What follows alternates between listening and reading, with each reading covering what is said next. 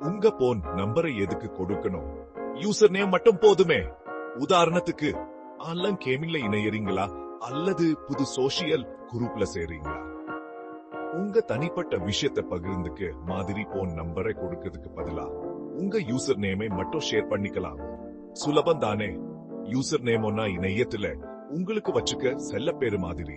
அது தனித்துவமானதா, ஜாபகம் வச்சுக்கிறதுக்கு சுலமானதா, ஹபந்தா பாதுகாப்பானதா இருக்கும். இனிமேல் உங்க நம்பர் யார்கிட்ட இருக்குன்னு கவலைப்பட வேண்டாம்.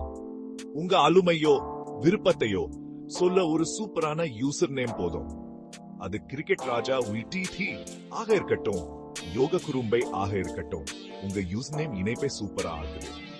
உங்க தனிப்பட்ட தகவலையும் பாதுகாப்பா வச்சுக்கோ.